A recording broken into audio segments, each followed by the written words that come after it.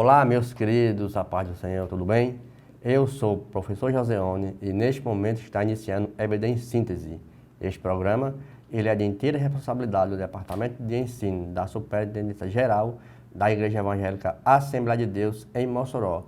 E você é nosso convidado especial para junto desfrutarmos dessa lição maravilhosa do nosso segundo trimestre de 2024, que tem como título A Carreira que nos está proposta.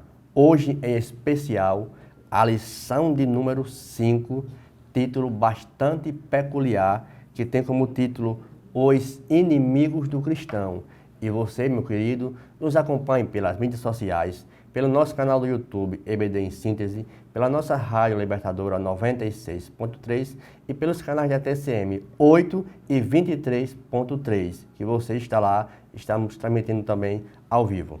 E você, hoje, lição 5, os inimigos do cristão. Olha só que ele usa o termo plural, os inimigos do cristão. Nosso textuário diz o seguinte, se vivermos no Espírito, andamos também no Espírito. Olha só, se nós vivermos no Espírito, andemos também no Espírito. Não sejamos cobiçosos de vanglórias, irritando-nos uns aos outros, invejando-nos uns aos outros. Isto está em Gálatas capítulo 5, versos 25 e 26.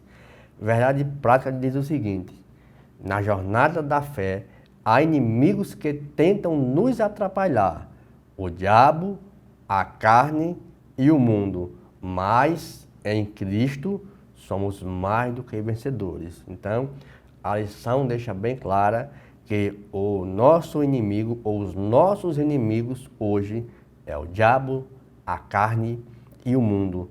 Nossa leitura bíblica em classe se encontra em Romanos capítulo 6, versículos do 11 ao 14, também na primeira carta do apóstolo João, no capítulo 2, versículos do 15 ao 17.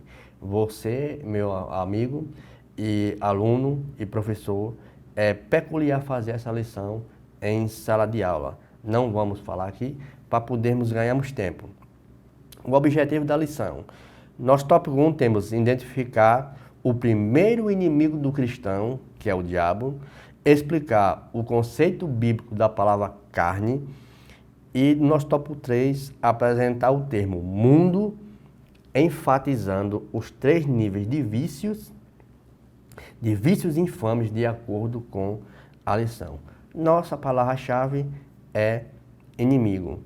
É tanto que já na introdução o autor deixa bem claro que na vida cristã nós vamos nos deparar com perigos que ameaçam a nossa trajetória, a nossa caminhada para o céu, né? Então, nós vamos encontrar 3 inimigos que geralmente vai nos atrapalhar literalmente da nossa caminhada.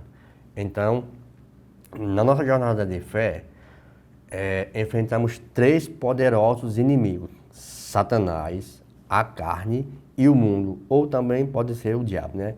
Então, cada um deles tenta minar nossa busca pela santidade. Olha só, ele tenta ali fazer uma astúciazinha para a gente não fazer um apelo para a santidade, e nos tenta desviar do nosso caminho, que é o Senhor Jesus Cristo. Porém, a vitória sobre Satanás, a carne e o mundo, é garantida, pois a graça divina nos sustenta e a esperança eterna que nos impulsiona a esta graça.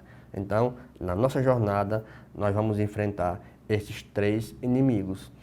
Nosso tópico 1, olha só o título: o primeiro inimigo do cristão, o diabo. O autor deixou bem claro que o diabo, ele é real. É a pessoa descrita no primeiro livro de Gênesis já, né, no Antigo Testamento. As ações dele são descritas em Crônicas, em Salmos, em Isaías. E no princípio, quando a gente lê Gênesis 1 e 31, Disse que quando Deus criou tudo perfeito e viu Deus que tudo era muito bom. Olha só. Isso lá no Éden. Tudo, mas Satanás, infelizmente, em forma de serpente, induziu a Eva a desejar ser igual a Deus. Então, foi a partir dessa infeliz circunstância que todos os descendentes de Adão tornaram-se participantes de uma natureza pecaminosa e extremamente de oposição a Deus. Então, por isso que ele é o diabo, que ele é um opositor. Embora não mencione explicitamente Satanás ali no relato no Éden, em Gênesis 3, é frequentemente esse termo associado a ele. Então, a serpente enganou Adão e a Eva e levou a desobedecer a Deus.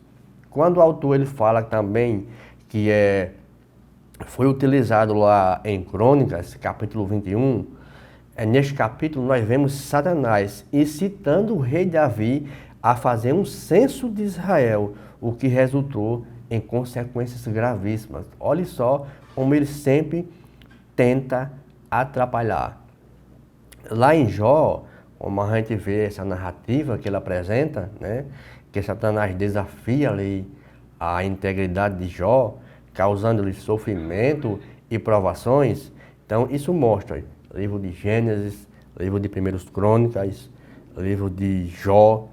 E em Salmo, embora não haja também uma descrição direta de Satanás no livro de Salmos, os Salmos frequentemente falam sobre luta entre o justo e o ímpio, o que pode ser interpretado como batalha espiritual ou não.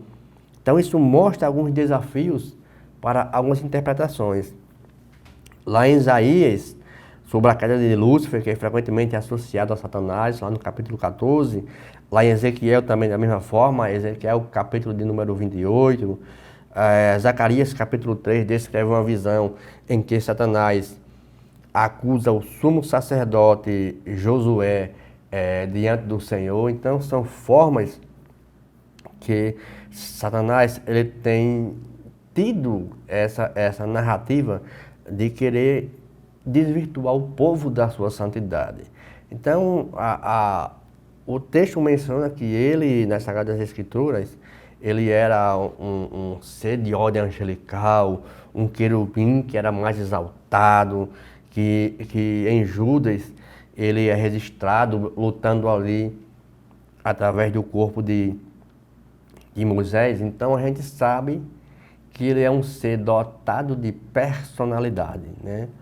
Além do fato de ser um ente espiritual, então o diabo, além de ter uma personalidade, ele apresenta uma pessoa de tal ponto que, se não tivermos cuidado, ele também chega com alguns atributos pessoais.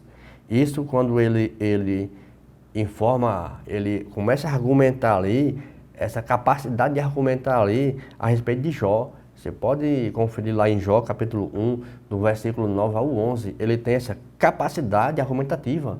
Então a gente vê que ele é dotado dessas personalidades. Também a característica de forma mais explícita ali, quando chega ali na tentação do Senhor Jesus Cristo, lá em Mateus 14, Lucas 14, que ele mostra também esse ser, essa capacidade de chegar, de argumentar, de induzir as pessoas. Então, querubim significa uma alta posição na corte celestial, diretamente ligada ao trono de Deus. A Bíblia declara que Deus habita entre os querubins. Então, Satanás, ele é o pai da mentira. Quando profere mentira, ele fala daquilo que lhe é próprio. Ele cega também a mente dos incrédulos, a qual está escrito lá em 2 Coríntios, capítulo 4, versículo 4, diz que o Deus deste século cegou o entendimento dos incrédulos, para que não lhe resplandeça a luz do Evangelho. Ele se mascara em fantasia e também luz de justiça. Paulo disse que algumas pessoas passando por apóstolos, lá em 2 Coríntios, capítulo 11, versículos 13 e 15, e que não são apóstolos, né? Ele diz que o próprio Satanás se transforma em anjo de luz. Paulo também escrevendo a Timóteo diz que pessoas vão fazer ensino de demônio. Então são só características de que o Satanás ele apresenta na Bíblia, que é nosso adversário. Em 2 Tessalonicenses, capítulo 2, versículo 9, ele também é descrito com vai ter um poder e sobre a eficácia de Satanás. Também lá em Mateus capítulo 7, vai ver pessoas dotadas de poderes, de milagres, que não são parte de Deus. Deus vai dizer, ó, eu nele conheço, nele conheço. E sabemos que alguns títulos que ele tem, que é nosso inimigo, né? Vamos deixar bem claro que ele é mencionado como adversário, opositor, diabo, acusador, maligno, mau caráter, revela a sua ferocidade, tentador, ação tentadora, pai da mentira, imoralidade. Então, são só adjetivos que ele tem que tenta desvirtuar o crente em sua caminhada. Então, o crente, ele tendo lá, como foi lido no textuário, nós tendo o Espírito de Deus, se vivermos no Espírito, andamos também no Espírito. Ou seja, não sejamos cobiçosos de vanglória ou irritando-nos uns aos outros, invejando-nos uns aos outros. Eu gosto de um testemunho de Billy Graham, para a gente saber a sagacidade do diabo. Billy Graham, ele conta em seu testemunho que tinha um cavalo preso e o diabo foi lá e soltou o cavalo. Entrou numa horta e comeu a horta de um fazendeiro. O fazendeiro foi, matou o cavalo. O dono do cavalo veio, matou o dono da fazenda. O filho do dono da fazenda matou o dono do cavalo. E foram perguntar por que o diabo fez isso. O diabo olha para aquela pessoa e diz assim, eu apenas soltei o cavalo. Então o diabo, ele age na forma mais simples que existe. E o resto é com a nossa natureza pecaminosa. Então por isso devemos ser cheios do Espírito. Não saia do seu local, que logo logo iniciaremos o bloco 2 com o título O Segundo Inimigo do Cristão, que é a carne. Olá meus queridos, estamos de volta agora para o bloco 2 com o título O Segundo Inimigo do Cristão, isto é, a carne. Conceito bíblico de carne, né? Então, há 4 definições que o autor aqui, ele usa para a carne, né? Tecido muscular humano, de animais, o corpo inteiro. Só que, no sentido literal do grego, carne, que existem diversas funções, né? Lá em Lucas fala de carne de animal, lá em João também, corpo humano, limitações físicas, vida natural, representante da humanidade. Ou seja, então, há vários significados para a palavra carne. No entanto, certo? No sentido figurado, em contraste, certo? Carne assume um sentido mais profundo. Contraste a isso falamos, né? Que carne pode se referir ao corpo humano, do mesmo jeito que alma pode se referir ao corpo humano, a carne. Então, quando o texto que Paulo geralmente associa essa palavra carne, está mais representado no sentido mais aprofundado, certo? Que se refere à natureza humana inclinada ao pecado e à desobediência a Deus. Então, Paulo utiliza geralmente essa acepção com frequência. Lá em Romanos, capítulo 6, como é nossa leitura em classe, verso 19, ele usa se referindo a estado de pecado. Lá em Romanos 7 e 5, lá em Gálatas, capítulo 5, versículo 13, que Paulo se utiliza assim, diz, olha, vocês são livres, mas cuidado com essa liberdade para não dar ocasião à carne. Ou seja, ele usa esse termo carne, dizendo, olha, vocês são livres, mas cuidado que o pecado, eles estão te rodeando. Que tudo na perspectiva de carne que Paulo se utiliza se refere à totalidade, à natureza pecaminosa. Então, mas no Novo Testamento, a palavra carne também se utiliza dessa forma, de forma direta, que evidencia a natureza pecaminosa. Mas o que é carne? Dentro do contexto neotestamentário, o vocábulo carne é sarx, né?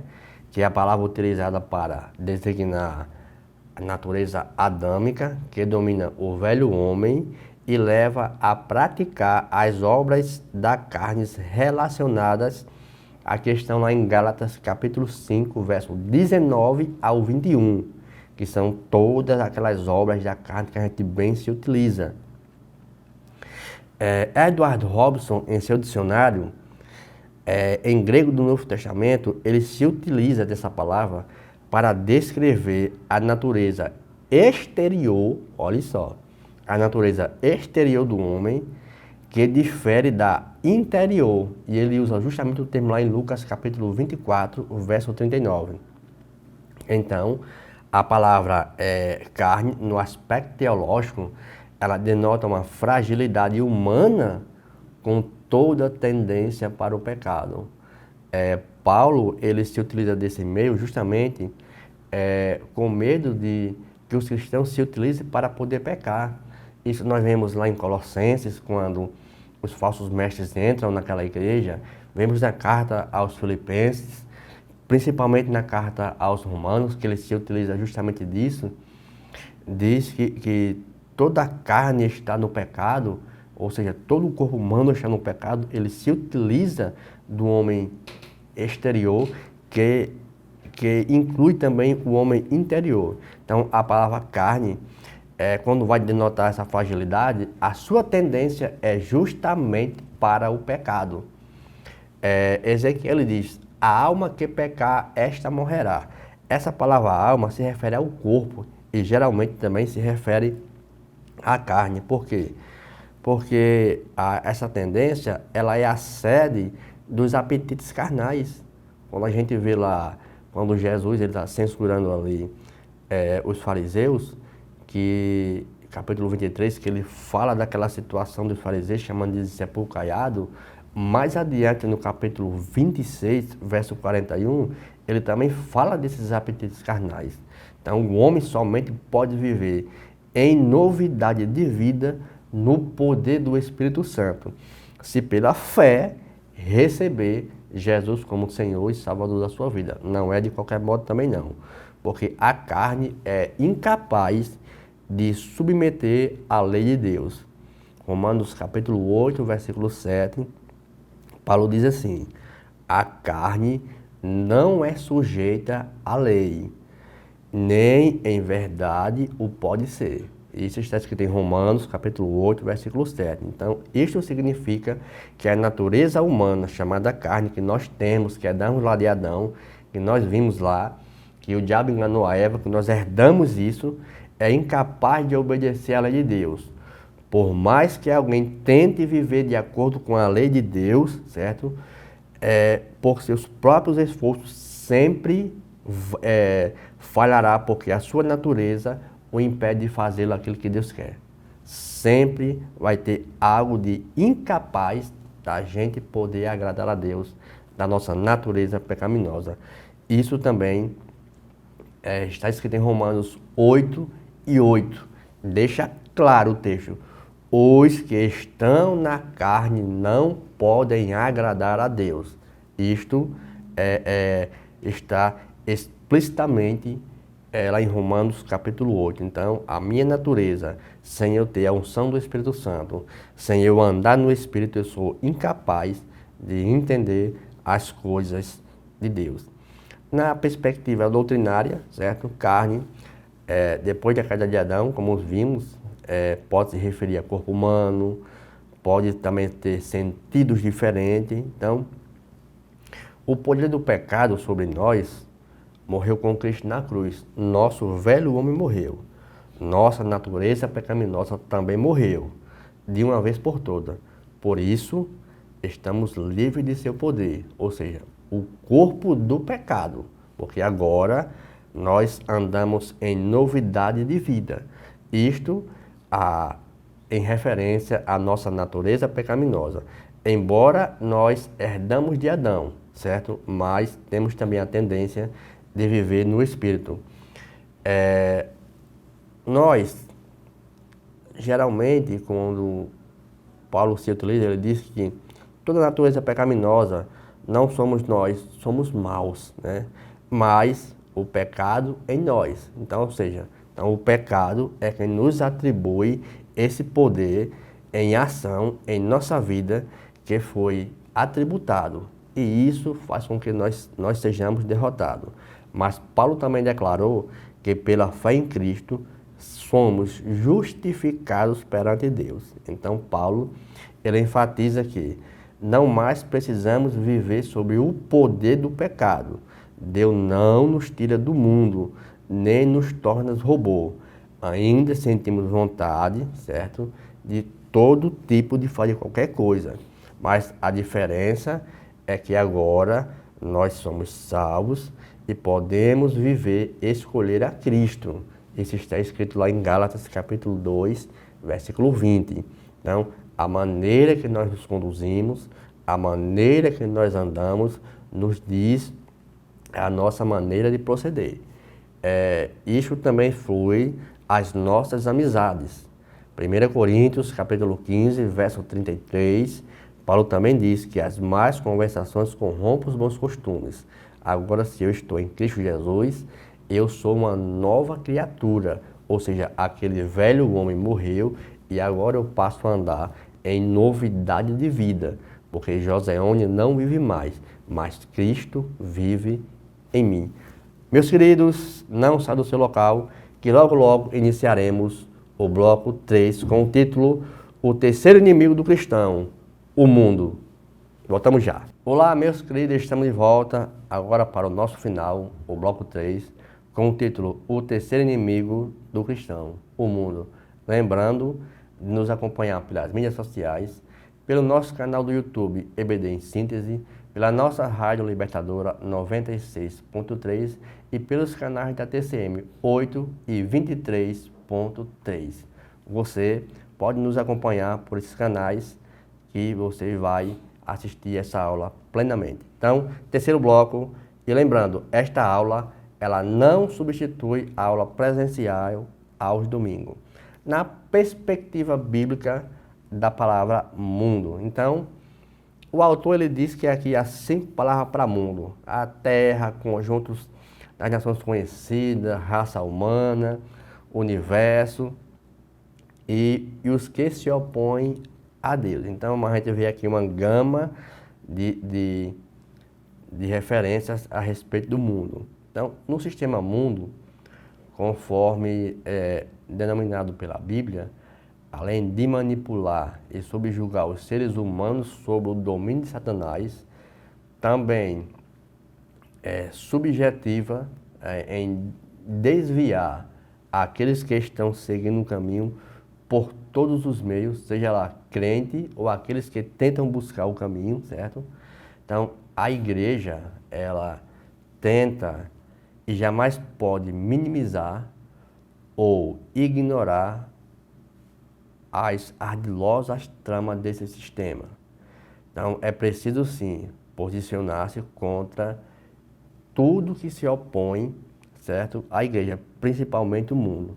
Então, a palavra mundo, que foi lida na leitura bíblica, certo, que demonstra nesse texto aqui, não diz respeito àquelas paisagens bonitas, aquelas coisas maravilhosas que a gente tira aquelas fotos das praias, não. Ou seja, de maneira organizada, não.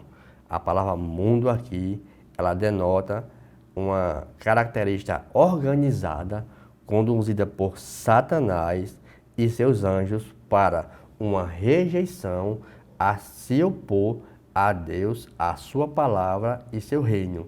Então, trata-se de um sistema constituído de pessoas, ideias, leis, instituições, comportamentos e atividades. Ou seja, tudo hoje que está no mundo, como o texto se refere, é um termo pejorativo, Só que vai ter termos que o texto vai usar para mundo, não um termo pejorativo, mas o termo que a leitura nos traz, não ameis o mundo, nem o que no mundo há, esse termo sim é pejorativo.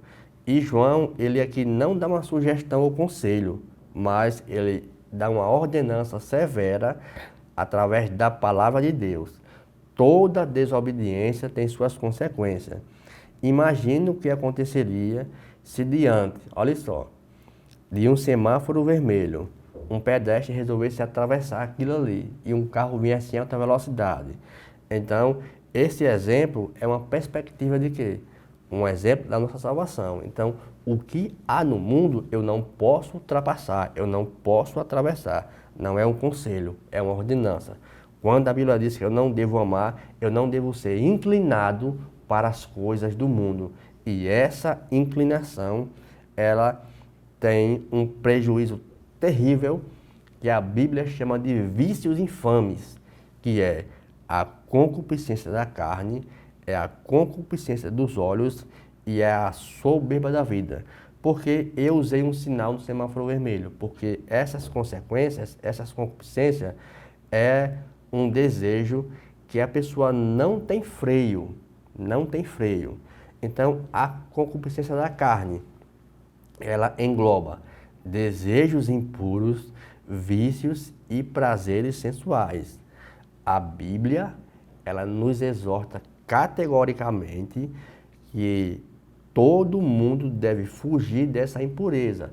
Isso nós vemos lá na Carta aos Coríntios, capítulo 6, verso 18. Ele diz que o corpo em si, ele é mau em si mesmo. Ou seja, então eu devo fugir dessas paixões. Porque se eu não fugir, eu serei uma presa fácil para o pecado. Tanto de desejo, de vício e de prazeres sensuais. Por isso devemos vigiar e orar sem cessar. O crente, ele deve estar ciente de que ele é templo e morada do Espírito Santo. E por isso deve viver uma vida piedosa, consagrada a Deus. O seu corpo deve ser sacrifício vivo, santo e agradável a Deus. Os vícios podem ser considerados concupiscência da carne. Ninguém se deixe vencer por eles, porque se deixar, não herdará o reino dos céus. Gálatas capítulo 5, verso 21, como já mencionamos. Também a concupiscência dos olhos. Jesus, ele usou vários exemplos, principalmente ele deixou claro, ó, se tua mão te faz pecar, arranca. Se teu olho te faz pecar, arranca. É melhor você entrar cego de um olho no céu do que ter os dois e ir para o inferno. Então, o homem, ele se torna preso, cativo daquilo que ele vê. É tanto que o salmista falou no Salmo 103, não porei meus olhos diante de coisas maus, né? Então, para que isso não aconteça, é preciso que o crente mantenha constantemente vigilância e oração. Foi por essa via que Eva, lá no capítulo 3 de Gênesis, verso 6, ela desobedeceu. Ela viu que aquela árvore era agradável aos olhos. Quando a gente lê Josué capítulo 7, Acã, vendo ali também os despojos dos inimigos, que Deus deu aquela batalha a eles, uma capa babilônica, ele trouxe para si e morreu ele e toda a sua família, porque os olhos deles cobiçou aquela afeição.